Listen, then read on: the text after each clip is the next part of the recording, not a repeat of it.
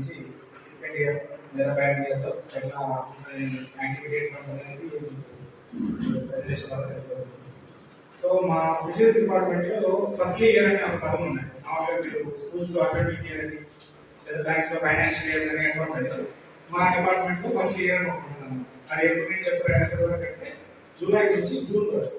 ఎందుకంటే జూలైలో మనకు సో ఫిషరీస్ యాక్టివిటీ స్టార్ట్ చేయాలంటే ఫస్ట్ మనకు కావాల్సిన విత్తనం చేప పిల్లలు కావాలి. చేప పిల్లలు ఎప్పుడు వస్తాయి?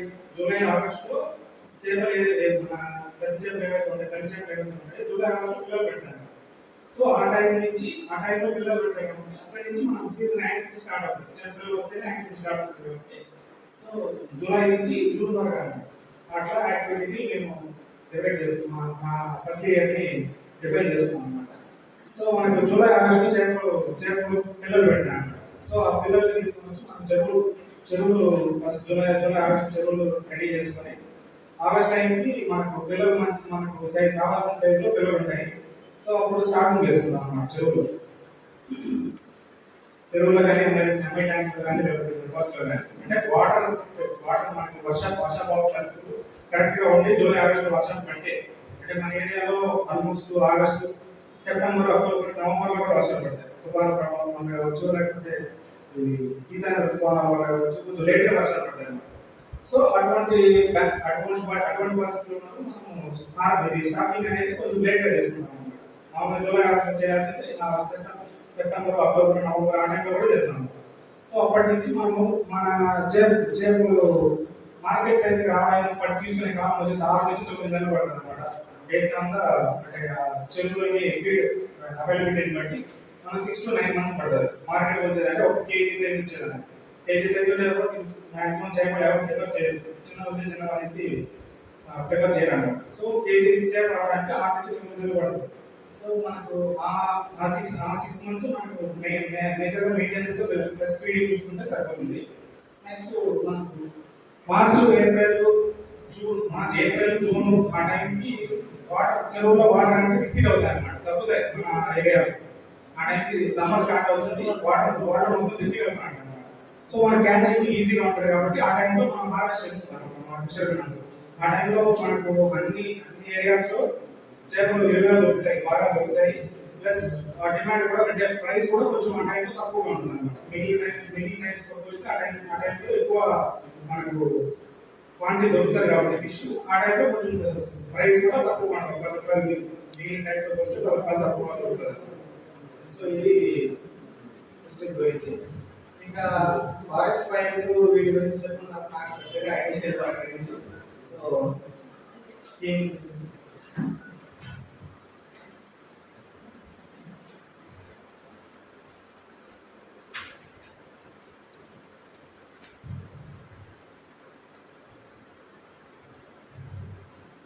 మా డిపార్ట్మెంట్ లో పొద్దున్న చెప్పాను మీకు కేవలం ఒకే ఒక స్కీమ్ నడుస్తాం అన్నమాట. ప్రధానమంత్రి మత్స్య సంపద యోజన అని చెప్పేసి ఇది కేంద్ర రాష్ట్ర ప్రభుత్వాలు రెండు ఆర్థిక సహాయంతో కలిపి 40% జనరల్ అయితే 40%, ఎస్సీ ఎస్టీ 60% సబ్సిడీతో స్కీమ్స్ ఇంప్లిమెంట్ చేస్తాము.